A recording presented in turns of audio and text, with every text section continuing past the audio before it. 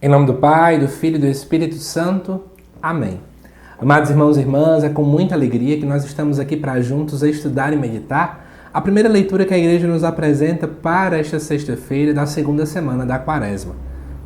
O texto de hoje se encontra lá em Gênesis, no capítulo 37, e nos diz assim: Israel amava mais a José do que todos os outros filhos, porque ele tinha nascido na velhice, e por isso mandou fazer para ele uma túnica de mangas longas.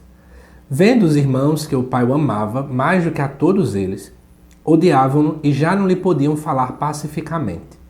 Ora, como os irmãos de José tinham ido apacentar o rebanho do pai em Siquém, disse Israel a José: Teus irmãos devem estar com os rebanhos em Siquém. Vem, vou enviar-te a eles. Partiu, pois, José atrás de seus irmãos e encontrou-os em Dotaim. Eles, porém, tendo visto ao longe, antes que se aproximasse, tramaram a sua morte. Disseram entre si: Aí vem o sonhador. Vamos matá-lo e lançá-lo numa cisterna. Depois diremos que um animal feroz o devorou. Assim veremos de que lhe servem os sonhos. Rúben, porém, ouvindo isso, disse-lhes: Não lhe tiremos a vida. E acrescentou: Não derrameis sangue, mas lançai-o naquela cisterna do deserto, e não toqueis com as vossas mãos. Dizia isto porque queria livrá-lo das mãos deles e devolvê-lo ao pai. Assim que José chegou perto dos irmãos, estes despojaram-no da túnica de mangas longas, pegaram nele e lançaram-no numa cisterna que não tinha água. Depois, sentaram-se para comer. Levantando os olhos, avistaram uma caravana de ismaelitas que se aproximava, proveniente de Galaade. Os camelos iam carregados de especiarias, bálsamo e resina, que transportavam para o Egito. E Judá disse aos irmãos: Que proveito teríamos em matar nosso irmão e ocultar o seu sangue? É melhor vendê-lo a esses ismaelitas e não manchar nossas mãos, pois ele é nosso irmão e nossa carne. Concordaram os irmãos com o que dizia. Ao passarem os comerciantes madianitas, tiraram José da cisterna, e por 20 moedas de prata o venderam aos ismaelitas, e estes o levaram para o Egito. Amados irmãos e irmãs, eu gosto muito desse texto aqui de José, porque José sempre é visto dentro da Bíblia como alguém que muito sonhou. José foi um grande sonhador. Só que é interessante perceber que dentro dos irmãos, entre os irmãos de José, existia ali toda uma questão de ciúme e de inveja pelo grande cuidado que o seu pai tinha com ele. E nosso disso não é muito diferente. O cuidado de Deus, muitas vezes, por nós, pode inflamar nas pessoas que estão ao nosso lado inveja, ciúme, pessoas que queiram a todo custo nos derrubar, nos destruir.